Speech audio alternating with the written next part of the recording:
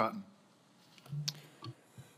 Mr. Vazirani, I've heard reports that former U.S. service members have been approached by communist China and offered jobs that draw on their military expertise to aid the PLA. This is already happening with some of our European partners, veterans, oftentimes through professional military companies in third world countries like South Africa.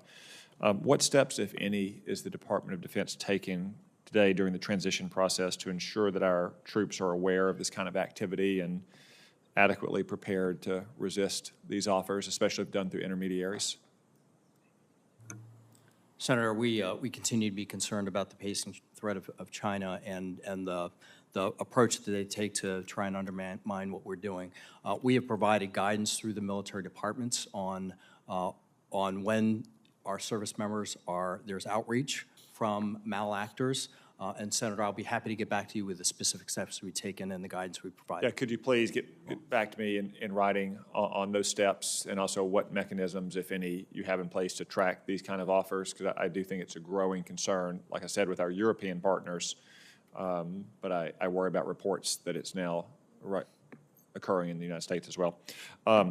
I believe that our reserves play a crucial role in the nation's defense by allowing the U.S. to retain critical skills and talents in our services, while also allowing active duty service members to transition into the reserves. Unfortunately, like the rest of the active duty military, the reserves are facing historic shortfalls as well. Has the DOD studied barriers to transitioning into the reserves from the active duty? Senator, that is, as far as addressing barriers to transitioning to the reserve, we are looking at that. We want to ensure that we particularly as we continue to rely on the reserve component. One of the things we've been doing, we brought on our first Chief Talent Management Officer. An area that we're looking at is permeability between the active and the reserve component, and providing that opportunity for service members to move from one to the other, active to reserve, but also the opportunity to come back into the active component. Okay.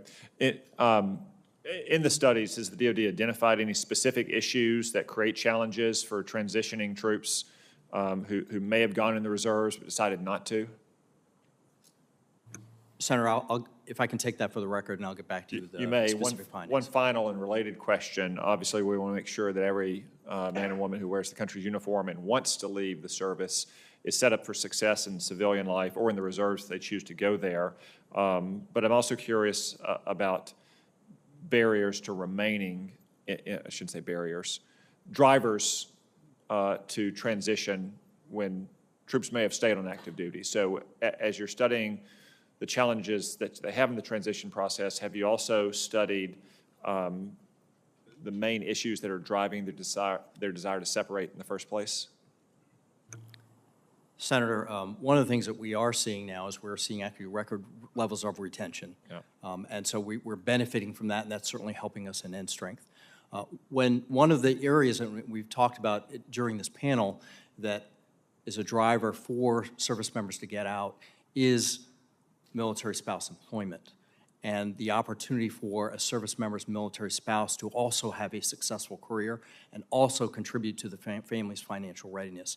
So that's an area that we're working very hard on to ensure that military spouses have career opportunities to support their service member, particularly as we look at our model, which typically requires the service member to move every 2 to 3 years.